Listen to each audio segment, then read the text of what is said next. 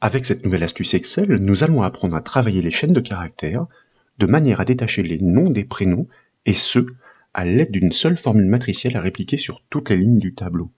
C'est la différence de casse des noms inscrits en majuscules qui doit permettre ce raisonnement matriciel de stopper son analyse pour déterminer la position de l'espace de séparation. Pour la mise en place des démonstrations, nous proposons d'appuyer l'étude sur un classeur offrant des prénoms et noms rassemblés, comme toujours. Ce classeur est offert au téléchargement depuis le site bombache.fr. Deux tableaux sont présents sur l'unique feuille de ce classeur. Le premier tableau est constitué d'une colonne. Il liste les clients avec pour chacun le prénom suivi du nom. Les noms sont effectivement inscrits en majuscules. Et comme vous pouvez le voir, certains prénoms et noms sont composés, comme ici par exemple. Les deux colonnes du second tableau attendent les informations détachées sur le prénom premièrement et sur le nom ensuite. Pour débuter, nous souhaitons donc isoler le prénom de chaque nom en colonne E. La formule doit prélever le texte en partant du début de la chaîne de caractères. Pour cela, il existe la fonction Excel gauche. Les lettres doivent être analysées de façon récursive sur une certaine longueur. Et pour chaque groupe de ces lettres, nous devons les comparer avec leur équivalent en majuscule grâce à la fonction majuscule. Si la correspondance exacte grâce à la fonction exacte est avérée, nous saurons que nous avons atteint le nom. Nous en déduirons donc la position de fin grâce à la fonction équive pour le prélèvement du prénom.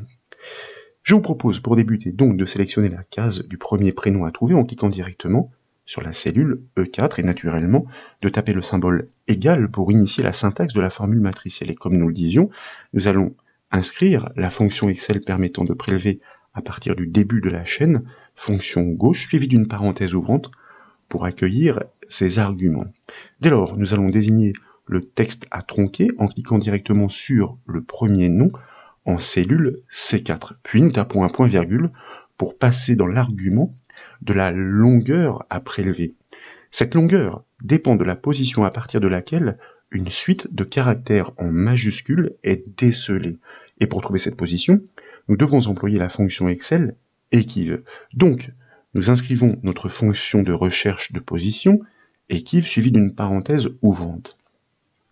Dans ce raisonnement matriciel, en guise d'élément cherché, c'est-à-dire le premier paramètre, ici, nous devons lui passer une valeur booléenne, vrai, car si ce critère est rencontré, nous saurons que nous aurons atteint les lettres en majuscules du nom. Donc, nous inscrivons ce booléen, vrai, pour pouvoir effectivement réaliser ce test, puis nous tapons un point-virgule pour passer dans l'argument du tableau de recherche. Ce tableau de recherche ne doit être rien d'autre qu'un tableau des lettres parcourues les unes après les autres. Pour cela, nous allons exploiter la fonction de découpe stxt sur une certaine longueur. Donc, nous inscrivons tout d'abord, et ça nous l'avions annoncé, la fonction Excel exact suivie d'une parenthèse ouvrante, car nous allons effectivement ici comparer deux matrices pour savoir si elles sont effectivement exactement identiques pour retourner le booléen vrai qui donnera, qui permettra à la fonction équive de retourner la position pour la longueur de découpe. Ensuite, bien sûr, nous inscrivons notre fonction de découpe stxt suivie d'une parenthèse ouvrante et nous allons désigner le texte à prélever en cliquant de nouveau sur sa cellule C4. Puis nous tapons un point-virgule pour passer dans l'argument de la position de départ.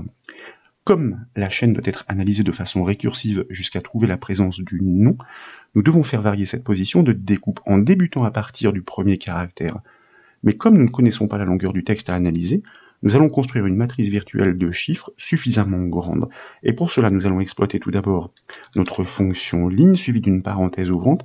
Et là, effectivement, nous allons construire cette matrice virtuelle. Je vous propose, par exemple, constituée de 255 lignes, si d'aventure nous avions des textes qui sont composés de plus de 200 caractères. Suite à quoi nous pouvons fermer la parenthèse de notre fonction ligne. Cette fonction ligne, donc, embarquée dans ce raisonnement matriciel, va d'abord retourner, l'indice 1, puis le 2 et le 3, etc. Les dollars, d'ailleurs, devant les indices numériques sont importants. Nous allons répliquer ensuite cette formule matricielle sur les lignes du dessous. Ces bornes ne doivent pas être incrémentées avec le déplacement de la formule. Donc, nous les figeons, dollar devant le 1, dollar devant le 255. Ensuite, nous tapons un point-virgule suivi du chiffre 3. Pourquoi ? Tout simplement pour la longueur de découpe. Cette longueur est arbitraire, mais nous partons du principe qu'un nom, comme un prénom, ne peut pas être composé de moins de 3 lettres. Puis nous pouvons fermer la parenthèse de notre fonction stxt, et dès lors, nous allons taper un point-virgule pour passer dans le second argument de la fonction exact. Nous devons lui indiquer le texte à comparer avec celui découpé et passé en premier argument. Ce texte est le même, mais il doit être forcé en majuscule pour savoir si nous avons atteint le nom. C'est donc la même construction sur la base de la fonction stxt qui doit être imbriquée dans la fonction majuscule. Ce que je vous propose dans un premier temps, donc, c'est de prélever ici la syntaxe que nous avons construite pour la fonction stxt jusqu'à sa parenthèse fermante. Nous la copions avec le raccourci clavier CTRL-C, puis nous prenons soin de replacer le point d'insertion à la fin de la syntaxe, c'est-à-dire après le point-virgule. Nous allons tout d'abord inscrire notre fonction de casse comme nous l'avons annoncé, majuscule, suivie d'une parenthèse ouvrante. Et dès lors, nous allons reproduire la construction de la fonction stxt que nous avions pris soin de copier. Donc nous la collons, CTRL-V, et nous pouvons fermer la parenthèse de la fonction majuscule. Et dans l'enchaînement, nous pouvons fermer la parenthèse de la fonction exact. De fait, et d'ailleurs comme le rappelle l'infobule, nous sommes de retour dans les bornes de la fonction equiv. Si cette fonction exacte, comme nous l'avons déjà dit, trouve deux fragments strictement identiques, soit une suite de lettres effectivement en majuscule, elle retourne le booléen vrai. Ce booléen doit recouper la valeur cherchée par la fonction equiv, vrai, passée en premier paramètre, qui va de fait retourner la position dans la chaîne à partir de laquelle cette découverte est un succès. Nous devons néanmoins finir la syntaxe de notre fonction equiv, .0 comme vous le savez pour réaliser une recherche exacte. Dès lors, nous pouvons fermer la parenthèse de la fonction equiv, puis nous pouvons fermer la parenthèse de la fonction gauche. Il ne nous reste plus qu'à valider la formule matricielle, nécessairement et comme vous le savez, par le raccourci clavier CTRL majuscule entrée. Le premier résultat tombe et il s'agit bien du premier prénom séparé de son nom. Je vous invite donc à cliquer et à glisser la poignée de ce résultat jusqu'en bas du tableau, c'est-à-dire jusqu'en cellule E15. Et comme vous pouvez l'apprécier, une seule formule a effectivement permis d'isoler tous les prénoms malgré la présence de certaines constructions composées. Et dans cette syntaxe, qui peut paraître relativement complexe, la construction la plus longue tourne autour de la fonction stxt qui est répétée à 2 reprises. Le mécanisme reste donc tout à fait abordable. Désormais, pour isoler le nom du prénom, puisque le prénom a déjà été identifié, une méthode triviale existe. Elle consiste à exploiter la fonction Excel substitut pour remplacer le prénom par un texte vide dans la chaîne de départ. Ainsi, seul le nom subsistera. Je vous propose donc de sélectionner la cellule F4 pour le premier nom à restituer, de taper le symbole égal pour initier la syntaxe de la formule. Nous allons appeler notre fonction substitut comme nous le disions, suivi d'une parenthèse ouvrante, que nous devons faire agir sur le texte à épurer, donc toujours la cellule C4. Nous tapons un point-virgule pour passer dans l'argument du texte à remplacer.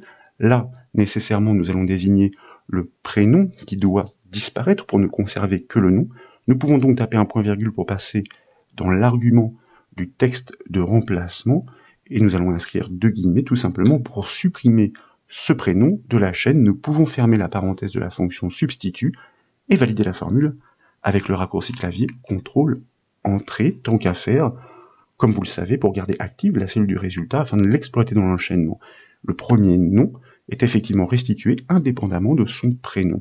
Il ne nous reste plus qu'à double-cliquer sur la poignée du résultat pour répliquer, répandre la logique de ce calcul sur la hauteur du tableau. Et vous voyez que nous obtenons bien tous les noms, effectivement, bien qu'ils soient composés. Sachez néanmoins que s'il était question d'isoler le nom du prénom d'un premier jet, un raisonnement matriciel est tout à fait possible. Il emprunte d'ailleurs grandement la syntaxe de la précédente formule matricielle, mais il doit utiliser la fonction stxt à la place de la fonction gauche. En effet, il n'est plus question de prélever à partir du début de la chaîne, mais à partir de la position de la présence trouvée pour le nom. Pour la démonstration, je vous propose de supprimer cette formule fort simple qui a permis d'isoler les noms, mais dans la mesure où nous avions déjà les prénoms, qu'en est-il si nous devons le faire d'un premier jet comme nous le disions? Tout d'abord, je vous propose ici d'aller prélever toute la syntaxe de notre fonction equiv, car c'est l'axe de ce raisonnement matriciel qui permet de déceler cette position pour la présence du nom. Nous la copions, nous prenons soin de bien sortir de la barre de formule, soit par CTRL majuscule entrée, soit par la touche échappe pour ne pas l'altérer. Et dès lors, nous sélectionnons de nouveau notre cellule F4, nous tapons le symbole égal pour initier la syntaxe de la formule matricielle, nous remplaçons la fonction gauche par la fonction stxt, car il s'agit de prélever à partir de la position décelée pour la présence du nom, stxt que nous faisons agir sur le nom complet du client, point virgule, ensuite pour l'indice de départ, c'est la fonction equiv que nous collons avec ce raisonnement matriciel qui va nous permettre de la déceler, suite à quoi nous allons prendre soin de nous replacer après la syntaxe, à la toute fin. Nous allons ajouter une unité à ce score pour sauter l'espace qui est situé entre le prénom et le nom, et puis la longueur de découpe, point virgule pour le dernier argument, nous allons prévoir suffisamment large, par exemple avec une valeur à 200. Sachez que la fonction stxt, si cette valeur dépasse le nombre de caractères de la chaîne, saura s'adapter pour arrêter le traitement à l'issue de la chaîne. Mais ainsi, nous pouvons prévoir les noms et prénoms qui sont très très longs. Nous fermons la parenthèse de notre fonction stxt. Nécessairement, nous validons la formule matricielle avec le raccourci clavier CTRL majuscule entrée, et c'est bien en one shot, comme vous pouvez le constater, que nous avons réussi à isoler tous les noms après avoir répliqué la formule, indépendamment des prénoms, encore une fois par un raisonnement matriciel, ma foi, celui de la formule précédente répliqué.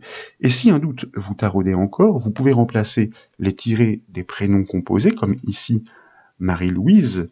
Donc, nous validons pour constater que nous conservons exactement les mêmes résultats. C'est une vraie différenciation qui est réalisée entre les prénoms et les noms. Nous ne nous contentons pas de trouver le premier séparateur pour définir le texte à séparer, comme nous l'avions envisagé dans une formation passée.